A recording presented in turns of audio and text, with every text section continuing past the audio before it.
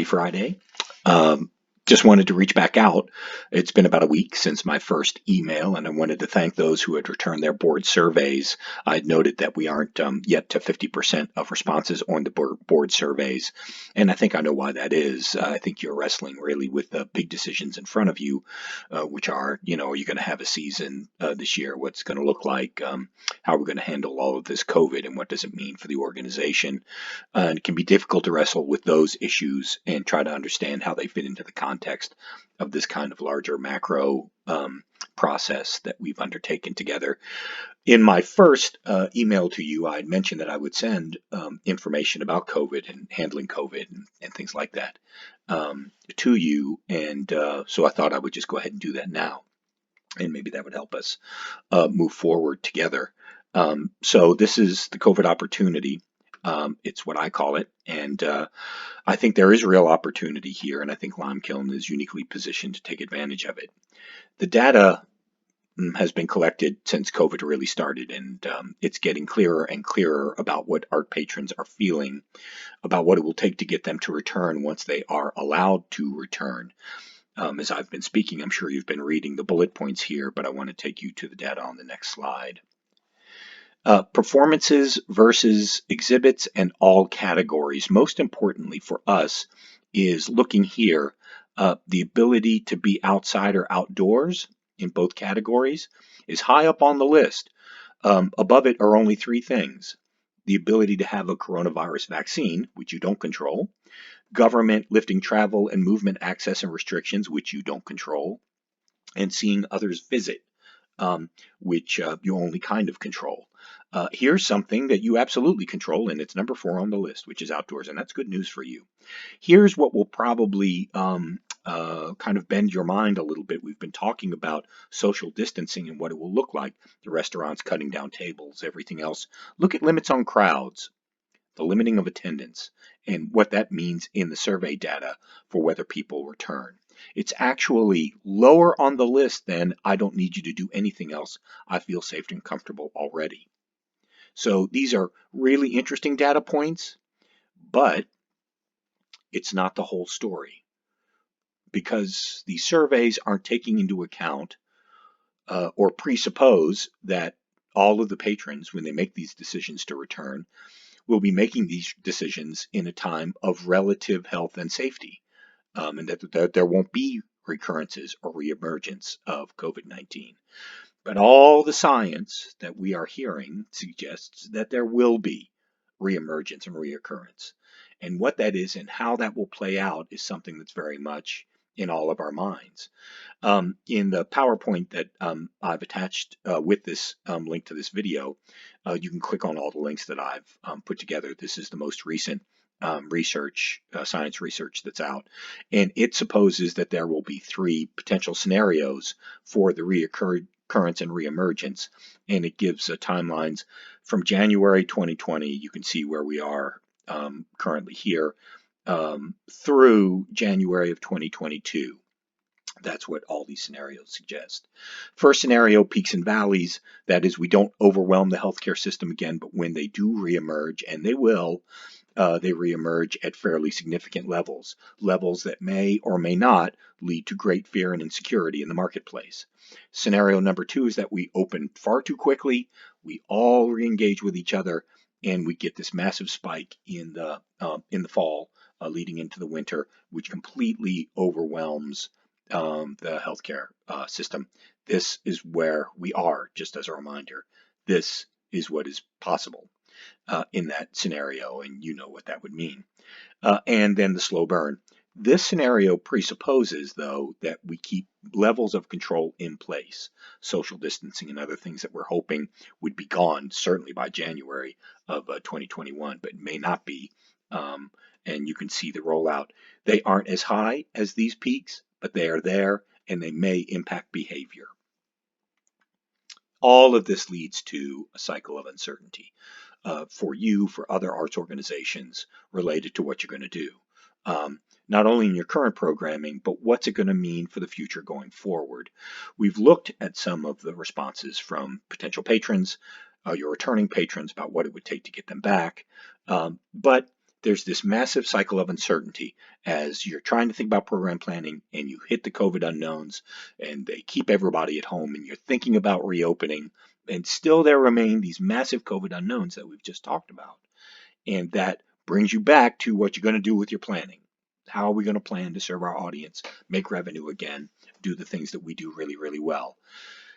We've asked kind of three big questions to get started in our macro strategic operation and project that we've undertaken together. But I wanted to say that you would use those exact same three questions to try to work through best course of action related to the decision right in front of you, the thing that's staring you in the face right now. And those three questions, of course: who are we, why are we, and who cares? Who are we? Is Lime Kiln an organization that only provides outdoor live experiences? Uh, is Lime Kiln an organization here to make a difference only through outdoor live experiences? And does Lime Kiln's loyal patrons, followers, ticket buyers only love Lime Kiln because you provide outdoor live experiences? Those are fundamental questions that you will need to answer for yourselves. And if you haven't asked that question yet of yourselves, and I can't imagine that you haven't, then you should, because they will lead to important ways to break the cycle. And that cycle is really a false choice. The false choice is that if you can't hold outdoor live events in the manner in which, or even close to the manner in which you are used to doing it, and your patrons are used to doing it, that we just won't do anything this year. And that's just not accurate, because there are different ways to be relevant in the market beyond your primary model. And I want to talk about that. What you want to avoid, what we all want to avoid in the arts, is irrelevancy, whether there's COVID or not. We want to stay relevant in the marketplace. We want to serve the needs, push the boundaries, change lives, do the things that make us relevant in our communities, and make us good community partners and successful in the business model so we can keep doing what we're doing. So relevancy really matters. Relevancy in the time of COVID is of primary importance because everybody's attention is eaten up. People aren't thinking about doing the same things that they're doing. And when they are thinking about them, they're unsure how they're going to go about doing it, or where they're going to go first, or who to choose, or who cares about them as patrons. And so innovation can solve irrelevancy and break the cycle of the false choice. And here's what I mean by that. We've talked about the cycle that we want to break out of. Here, what I want to point out is you have a primary programming model. For Lime Kiln, let's say the primary programming model is live outdoor events in your space. COVID unknowns come up. This presupposes that you have a secondary programming model. And let's just say, for the sake of argument, the secondary programming model that we're going to talk about is online, presenting events and performances and other pieces of music and events online, live or canned. Let's just say, for the sake of argument, don't know that that's true, but let's just say that we start there. So you have that programming model. This supposes that you're going to take that secondary programming model and push it up to meld with your primary model. So in your primary model, you can't do much outside, but you can learn from the experiences, contact those patrons that you already have, reach out to the artists that you're talking to, and find new and innovative ways to reconfigure the programming that you're doing and present it through the hub of the secondary model. So now the secondary gets pushed up into the primary, and those two meld in some way that won't ever be undone again, even when you can go back to the primary model and have live outdoor events. And then the cycle continues. And you go down into the next programming season, where in 2022, as we've seen, there may still be COVID unknowns, and you push the next secondary thing you have in R&D, in your research and development.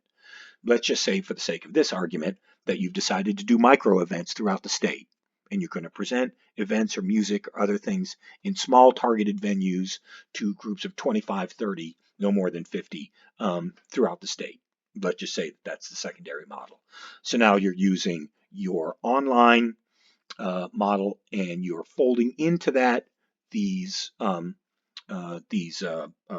micro offsite events, maybe even micro onsite events.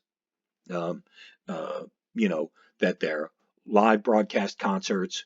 Only a certain number of ticket buyers are going to get in to actually see the concert itself, but the rest of it's going to be streamed live. That probably doesn't make a lot of sense for a live venue. Is likely to upset your patrons more than bring you more.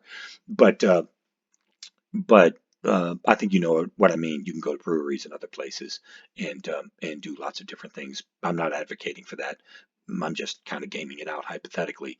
But that's what this model presupposes: is that every year you have a secondary program plan, and in research and development, you probably have three or four. You choose one that you're going to push up that year and try to really fold into what you're doing, and you continue. And what that means is, at some point, you get to a model that's diversified, right?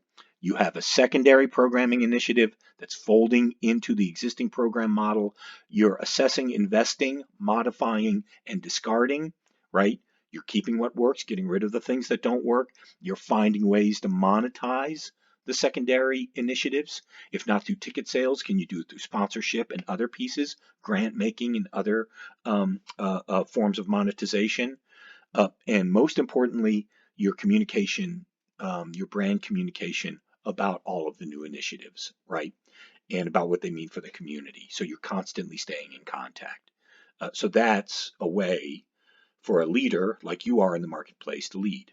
So here's your chance. Let's talk about your current market presence since we ended on communication. I just took these screenshots of what was happening when I put this together this morning. This is your Facebook page. Last post, April 26th. That would be the day before I reached out to you via email, and there's been no substantive change on your website. As an outsider, it appears to me that you don't know what to say publicly about your programming, so you really aren't saying anything. And I wanted to stop down here and talk about this. It really is in the who cares portion of the big three questions, but also the why are we piece, and that is, we all know COVID is happening, and you are really based in a fairly rural community, and there's no small percentage of ticket buyers who come um, from your local community there, the greater Lexington area. I'd be hard pressed to know from any of your communication channels that anything is happening in your community um, that is of interest, of value, that you care about. There's virtually no community in anything you're talking about now. And I'm wondering why. I'm wondering if you're wondering why you aren't talking about what's happening. You have sponsors and partners at the very least, some of whom may be doing curbside deliveries and other things, some of whom may be deeply engaged in food drives or other things for individuals who've lost their jobs. There's a lot of pain all over our service region. The arts aren't just here to make earned revenue. If we were here to make earned revenue, you just call yourself a little coliseum or a little arena and charge everybody $16 a beer, and we'll see you when you've got $16 and you can come back and buy a beer from us. But I have a funny feeling that's not the way Lime Kiln feels about itself. I could be wrong about that. That's why I ask the three questions and have asked things like, how many free tickets do you give away? How many nonprofits do you serve? How many free events do you hold? Do you let the community do anything in your space where you're not profiting or otherwise making revenue on it? You don't have to do those things, but it gives me a clearer sense of what a brand really is, and that is a human being in the marketplace. Your brand is a person, and currently, the person you are doesn't seem to have interest in what's happening in the community it's part of. And I'm sure that's not really true, but from a communication standpoint, it's absolutely true. And so one of the things that we really need to think about as we're working through this initiative is in the big three questions: who, why, and who cares. we're trying to get to who you are as a person, who Lime Kiln is as a person. What is it most interested in? What does it want to achieve? How does it want to achieve it? Who will benefit primarily when it is achieving that, right? And how can it continue to grow and make the most out of the people who care about it? How can it continue to diversify that? But anyway, let's take a look here at what you're doing, because some of you may be shaking your head and saying, that's frickin' ridiculous, right? On top of everything else, how are we handling all this? We're an all volunteer organization. It's ridiculous what you're talking about. We can just close down the season, work our way through it, do this thing with you. We'll be in a better position, and we'll start back up once we know what's going on with this COVID mess. It's legit. It's a legit response. But let's test it with data. It costs significantly more to re-engage lost audiences than to retain them. That's not me saying it. There's serious data to back it up, and I'll share it with you in the next slide. It's important to understand that all of the text that I'm giving you here that you're looking at is dollar-based, but it doesn't need to be. So let's say Lime Kiln Theater invests very little in paid advertising, paid marketing, paid print, paid advertising, posters, flyers, newspaper advertising, radio advertising, online advertising, Facebook advertising, social media postings, boosting, any of that you're just not putting much money into that. It doesn't matter, because what this really speaks to is engagement. If you aren't engaging in the way that you've always engaged with your audiences, if you aren't even increasing that engagement right now, you have the possibility that you will lose some of the members of your audience, and it takes significantly more engagement to get them back. Substitute the dollar figure for engagement. Substitute a single dollar for a single post, a single ad that you buy, a single video that you put up, and it would take 5 times as much, 10 times as much to re-engage that single person. That's the data. That's what the data shows. But if you aren't convinced, I encourage you to click on the video that is in the PowerPoint that I've attached for you, and it goes through it, again, in a numbers format, but in much greater detail, and I think in ways that are very interesting to pay attention to. And so Lime Kiln is not just about holding on to what it has. In the time of COVID, so many organizations are required, all they have is to try to hold on to what they have. They're not in the position that you're in to take advantage of it. And so they're just clawing to the best of their ability to make it to the other side, hoping that there's going to be some level of revenue normalcy on the other side that they can actually take advantage of. But you aren't in that position. So you are really in a position where it's not about maintaining or not getting hurt. It's really about using this time to grow. Will you cancel your season in the way that you know it, in outdoor events in your facility? Yep. Yeah, you probably will. All the indicators are. But who knows? You might sneak 1 or 2 in some hybrid fashion or some modified fashion. But are you going to cancel your relevancy over it? That's really up to you. We've talked through all of that. Leaders lead. You are a leader in the way that you're doing what you're doing. You're highly regarded throughout the state for what you're doing. You're doing it in a very different way. And you don't have to pay attention to granddad's models, even your dad's models. You can reimagine models. You're just uniquely positioned to do it. Think about it. You're not broke. You have one of the most creative programmers in the state.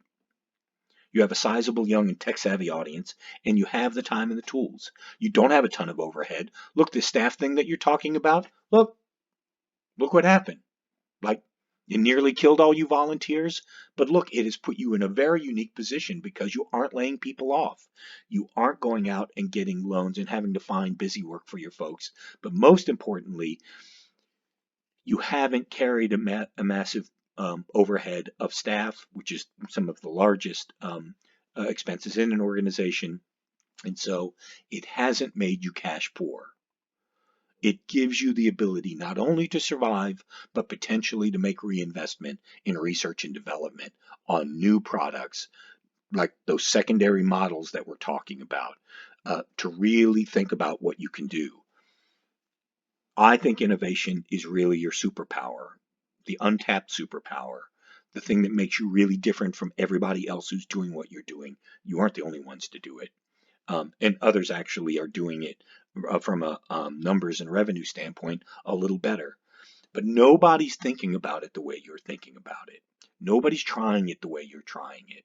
This entrepreneurial, earn revenue first, aggressive model is fascinating. And now you're being forced to do the next thing. You may not be ready for it, but it's here. But you're prepared for it. You're a thought leader. You're just going to have to lead. Leaders lead. I've mentioned before that The Matrix is one of my favorite movies. I think Blade Runner is probably right up there at the top. Um, and Morpheus says to Neo in that, don't think you are. Know you are. And I would say that to you guys. There's a time of uncertainty and we're undergoing this process, and it doesn't mean that something's broken in the organization, right? The underlying pieces of the organization are strong. You don't have to wait to innovate. You don't have to wait to do the thing that makes you you, right? If you've got ideas and you've got thoughts and you've got things, now put it together, right? I encourage you to use the questions, ask them, do the homework and the research. Just don't go off half-cocked, right? Don't just start throwing spaghetti against the wall programmatically and seeing what sticks, and then make the decisions. If I can be of assistance to that process, or if that's the way we'll enter into this process together by micro focusing first and then backing out to the macro, I think that's a way that we can do that. Um, Either way, I just want you to know that I understand the urgency of now and that these are difficult days for you and you're struggling with a lot of important decisions, and it can be hard to see how everything is relating. Why would I take the time to do this frickin' board survey when I have to make these really critical decisions about what we're going to do in our programming future? My suggestion to you is that the two are not mutually exclusive. In fact, they're tied together. And let's take it a step farther and say, if you had done this a year and a half to 2 years ago, you would be already moving on. You wouldn't be wondering what to do. The decision wouldn't be pending for you. You would already know. That's the point. Let's do the work, right? You're going to decide the way that you want to move forward, and then you'll be prepared. You'll be prepared for all of the scenarios that we looked at, the scientific scenarios. Scenario 1, Scenario 2, or Scenario 3. Audiences come, then they go back. Then they come, then they go back. Then they come, then they go back. It's all right because you have other models that you're continuing to monetize, that's continuing to push you out. Think about this one. And I'll just leave you with this. Now, this is the kind of leader you are in the marketplace. Nationally, we are watching these televised fundraisers where artists come in virtually and perform and do these kind of virtual performances, right? And they raise money. I don't know why Lime Kiln couldn't do that for its community. Get backed by media sponsorship, target investment in food banks and other things that really happen there, and bring in some of your friends, right, that you already know. Doesn't have to be a full band, can be one or two, play a song or two, right, and the whole thing's work.